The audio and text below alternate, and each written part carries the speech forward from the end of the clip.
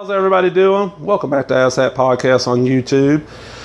This time, it's not a comic zine. It's not anything like this. This is Wild Cartoon Kingdom. I'm not sure what issue. There's no issue number on here. And you could tell when it came out because when they're promoting the Flintstones movie with John Goodman. Yeah, I was like, this is $3.95 an issue when this was coming out.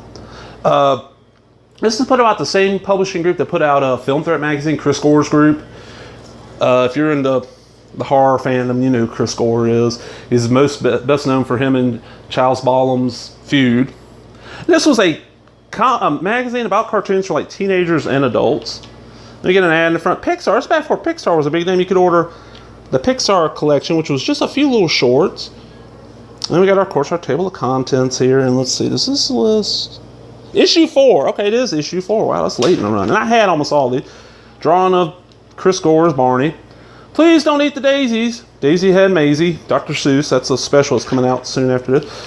We got Peter Chang, the guy that did Eon Flux. Talking about his Phantom 2049, which is a great series that I wish was out on DVD. You can find, it's called Phantom 2049, the movie, which is the first 4 or 5 episodes made into a film. Really good series. I think what hurt it the most was, at least everybody I've ever talked to, it aired like in syndication, but it aired on like Sunday mornings. I would actually set my VCR to record it. Then we got this right here, which never came out. This is new puppet animation from Nightmare Before Christmas animator Steve Buckley, key animator for Nightmare Before Christmas and the Gummy movie, has dived into animated puppet production with his own fable, Lost and Found Love song Wobbly the Whale. Nothing ever happened. Where's Balltone? This is talking about, of course, you know, there's the... Oh, this is before it came out. Now Steven Spielberg is producing an animated feature based on the dog's American... Balto's the dog that serves lead dog in a successful run across Alaskan tundra to deliver diphtheria serum to the citizens of Nome, Alaska. And this is where that animated cartoon came out, the first one. We got a little bit about the, at the time, hard to find, original opening for I Love Lucy, which was stick figure animation. A little article on Space Ghost Coast to Coast. This is when the... Not the very first original series on Cartoon Network, but one of the very first. Great little talk show. Love that. Wish it was in reruns. An interview with the voice. What's her name? Indira Stefaniana Christopherson. Daphne from the Scooby-Doo series. Interview with Tom and Jerry. Some ads for anime on VHS. Look at that. $30 and you're getting 50 minutes on most of these. Some of these you might be getting an hour and a half. Letters, and one of their early issues was all about Beavis and Butthead. So you got people sitting in comics talking about how Beavis and Butthead was, you know, really hurt by the censoring of it. This kid sent a picture saying, for people telling me he looks like Butthead. A long article on Art Clokey and Gumby, which was fairly interesting. Some good pictures. And of course, we got some Davey and Goliath stuff. If anybody out there don't know what Davey and Goliath is, if you've seen Moral Oral on Adult Swim before they quit airing it, it ripped off. Davey and Goliath was sponsored by either the Lutheran or the Mormon church. I'm thinking it's the Mormon church. And it was a claymation kid show that teach kid good morals. As far as I know, this is still airing every Saturday on TBN, the Trinity Broadcasting Network. I used to, on Saturdays, I'd sleep in, because I usually never work Saturdays. I'd get up and flip the channels, and this would be on after it was Bible Man, so I'd watch both. Back to Bedrock. Fairly long article on the movie. We got John Goodman and Elizabeth Smart might be her name. Then we see pictures of the Flintstones and the Rubbles from the original pilot where they look a little different. Some more artwork. You see how the characters changed a little bit. Talking about the cast members and stuff. Then we got pictures of Pebbles and Bam Bam. Flintstones Meet the Flintstones. And this is a Flintstones record, which I seem to remember having when I was younger. So that's a fairly long article. Then we got Evolution of Fred and Barney, which shows how they changed over the years, of course. A listing of, at the time, every Flintstones TV special, which there was 12. I don't think there's been any since then, because the newest one in here is listed as 93. I don't think there has been one since. Then, look at this really nice pinup of Fred and Barney, but I hate that it's not ads on the back of it, so if you pull it out, you lose part of the article. Then we get a complete history of the Flintstones on TV, which lists at the time, well, that's all they've had, all 10 series. And then a best episode list, because The original series was 60 through 66. And then they had a series in 71 to 72, then one in 72 through 73, one in syndication in 77, one from 79 to 79. Another one in 79, another one in 79, one in 80, one in 81, and then Flintstone Kids in 86. I watched pretty much every one of these from about the 77 one up. Then we get The Man Called Flintstones. After the Flintstones series ended its highly successful 6-year run in 1966, Hanna-Barbera produced its second all-animated theatrical release, which showcased the first family of Bedrock. I actually got to see this when I was a kid. It's a theater. I mentioned this theater a couple of times. I mentioned it in my Die Hard Trilogy VHS review and my Rambo First Blood Part 2 review. There's a theater in Pascagoula. It was still there last time I was in the area, but it's been a long time since I've been going. It was a little two-screener, a little small, little neighborhood theater. But during the summer, one day a week, in the morning, they would show a kid's movie for like $1.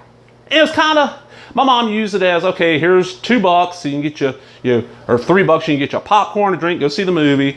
I'm gonna go do my grocery shopping. A lot of kids got dropped off, parents will come back later, and got to see a lot of movies, kids movies that way. They come out before I was born. Then we got more about Man Called Flintstone. Flintstone collectibles, merchandise and stuff. I like the telephone. And then a big article on the movie where Rip Moranis, Rosie O'Donnell, John Goodman, who's now back on TV with the Roseanne revival, which is really good. And then we got a little article here, which people would bitch about nowadays. No Fat Chickosaurus was talking about how Rosie O'Donnell was just a little too big to be playing Betty, and I understand their reasoning. I don't agree with it. I thought she'd made a great Betty, but hey. Then we got The Lion King. More than 1 million drawings later, the pride of Disney roars into theaters. Then tells about The Lion King, which I don't like the movie. Then we got this article about how basically The Lion King is a ripoff of Kimba the White Lion, and there's actually a character called Simba, which Kimba kind of ripped off. Kimba the White Lion was a Japanese cartoon that aired in the States, I think back in the late 60s. And actually, Matthew Broderick, who voices Simba in the Lion King movie, I remember seeing him on Letterman. I'm pretty sure it was Letterman. Talking about how when he accepted the job, he thought it was based on Kimba. You can find, if you look around, you can find cheap dollar DVDs of the later dubs of the Kimba series, and it's not bad. It's nothing amazing, but Disney ripping off some more stuff. X-Menium. This is all about the Fox Kids X-Men cartoon from the early 90s, which was one of the few cartoons by that time that I'd actually get up and watch. I get up Saturday mornings, watch, and go right back to sleep, because I was in high school when this premiered. Love this cartoon. And we get about their first time they appeared on any cartoon, which was an episode of The Submariner. They were supposed to have the Fantastic Four, but the Fantastic Four rights were with a different company. We get, a little bit about each one of the members of the team. An episode guide which covers the first season. So this is after the first season aired. And then, actually, it's got a little bit of the second season.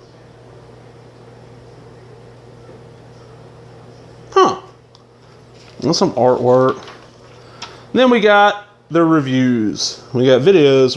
Before McKay, an anime anthology. This was put up by Direct Cinema Limited. It's early pre-Winsor McKay animation. Lensman, which was put out by, I thought that was Streamline.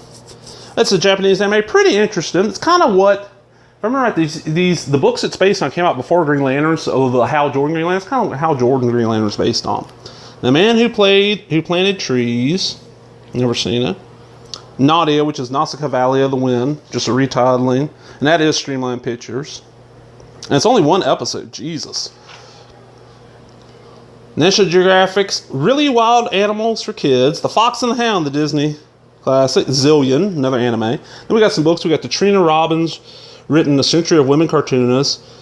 Flip, the Elmo Aardvark newsletter, which was basically a classic animation newsletter I'd never heard of until this. Then we got TV. We got Itsy Bitsy Spider, which the time, if I remember right, was airing on USA. And then we have X-Men for one episode called The Cure. Another book. This is the Beavis and Butthead This Book Sucks book, which you can find cheap now. Interactive cartoons. We got Space Ace, which you can get that now on DVD or Blu-ray. The Blu-ray is kind of hard to find. I don't know about the DVD. I've got the DVD and put it in because all you need is 4 directions and a button for your blaster or whatever, and 4 directions. Your arrows on your DVD remote and the enter button. Escape from Cyber City. Most of these were on the Philips CDI, which is a kind of forgotten. It was supposed to be like a combination of a home theater thing and a video game system, it bombed horribly.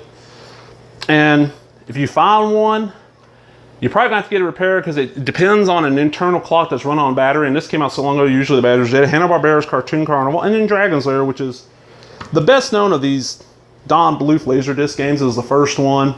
I prefer Space Ace, but Dragon's Lair ain't bad. And that's also available on DVD and Blu-ray, but I've heard the Blu-ray's going for way too much.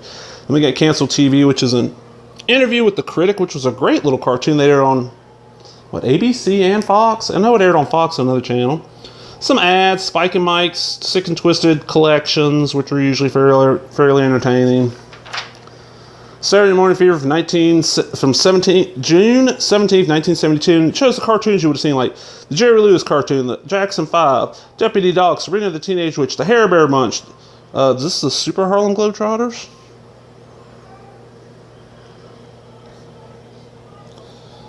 Just the regular Harlem Globetrotters. And Funky Phantom.